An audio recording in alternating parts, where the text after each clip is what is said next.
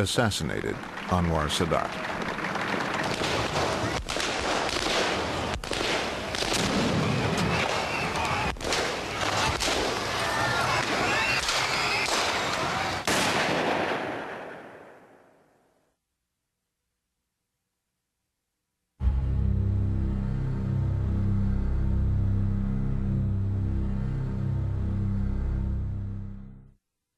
The Israelis came 1,500 miles, scored a direct hit on the PLO headquarters based in Tunis, and only just missed the PLO leader, Yasser Arafat.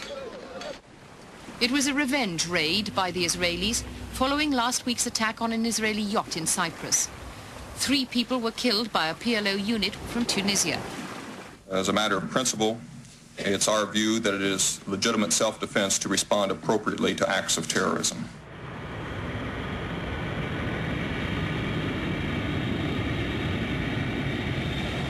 As terrorist warfare continued, a plane load of Israelis arrived at Heathrow Airport.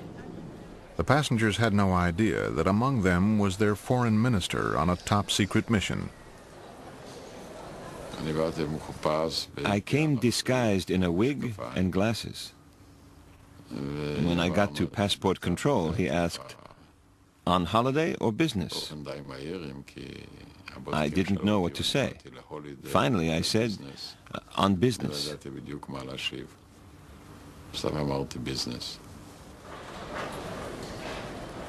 Shimon Peres wanted to extend the peace with Egypt to Jordan and the Palestinians.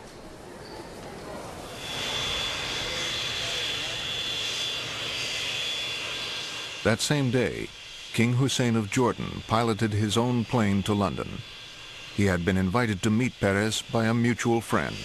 I had many questions in my mind about it, but he didn't give me any detail. He just told me that he had contacts with Peres, which were a beginning of talk about what will be done. The British lawyer, Lord Mishkan, had provided the meeting place and given his staff the day off. King Hussein said, "We'll wash up the dishes." I immediately agreed. But Mrs. Mishkan said no. She wouldn't dream of letting a king do her dishes. They now settled down to work out how to begin the process of negotiations. Israel still didn't want to negotiate with the PLO, which it saw as a terrorist organization dedicated to its destruction. We discussed the impasse. The problem was how to get the Palestinians to the negotiating table against Israeli opposition, against American opposition. Hussein said, if you were clever, you would recognize the PLO. That would show everyone the truth. The PLO is just unwilling to negotiate. Israel was willing to negotiate only with those Palestinians recognizing the right of Israel to exist. Peace talks with Palestinians who accepted Israel's right to exist would exclude the PLO. I had a bit of time to think about it, and at the same time to see if I had any last thoughts before such a monumental decision was taken. And then I decided, all right, fine, we'll go. The idea they came up with was a peace conference that excluded the PLO. Back in Israel, Shimon Peres faced a difficult meeting with his prime minister, Yitzhak Shamir. Peres's moderate Labor Party was part of a coalition that straddled the divide of Israeli politics. Shamir, a hardliner, opposed the conference. He wanted to negotiate separately with each Arab country and didn't want to deal with the Palestinians at all. He said he'd agreed with King Hussein to hold an international conference. An international conference? For me, that would be as bad as a pig in the temple. Shamir mistrusted Peres. He feared Israel would be outnumbered by the Arab states at the conference. Peres assured him the conference would quickly adjourn into individual talks with each Arab state, and the PLO would not be invited. I said, leave the text. I'll read it later. I said, no, I can't leave the agreement.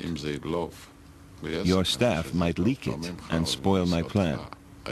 It has to look like it comes from the Americans. Peres and King Hussein agreed that only America had the clout to get everyone to attend. So Peres then contacted the American Secretary of State.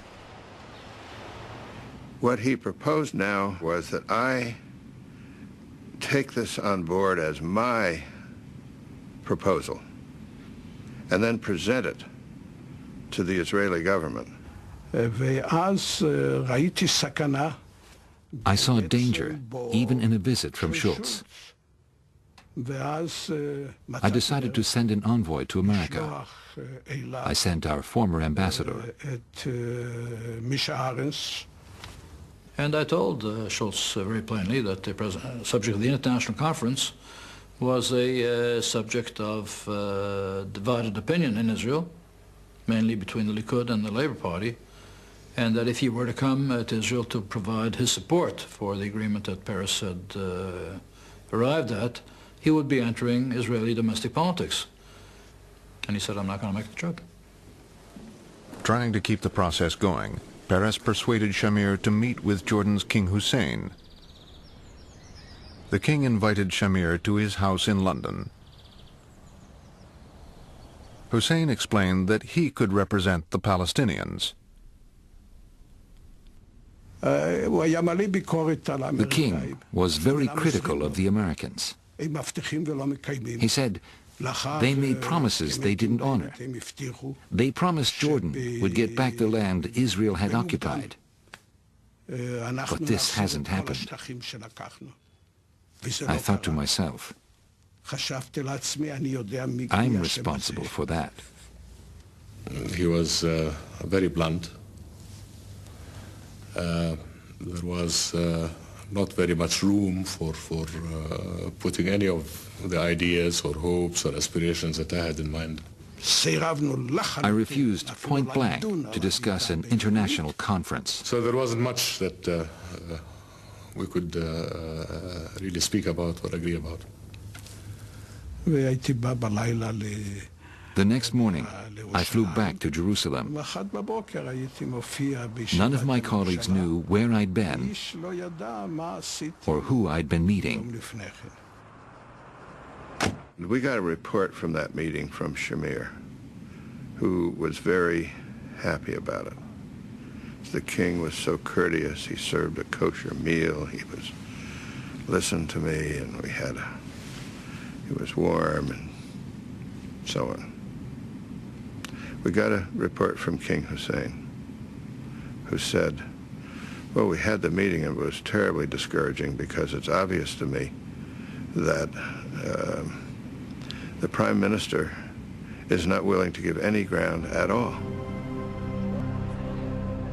Shamir rejected Hussein as a representative of the Palestinians and repeated his unwillingness to negotiate with the PLO.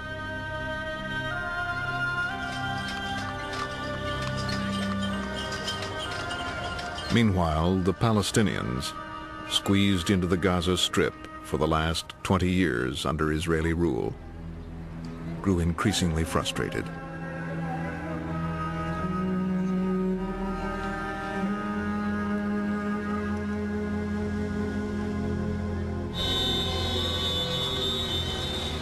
On December 8, 1987, an Israeli truck accidentally hit a car carrying 4 Palestinian laborers.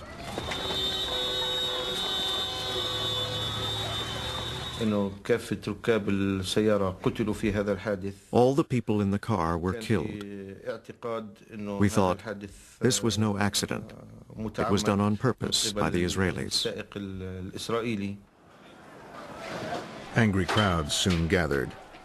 An 18-year-old Palestinian threw a stone at some Israeli soldiers. When they fired back, the boy was killed.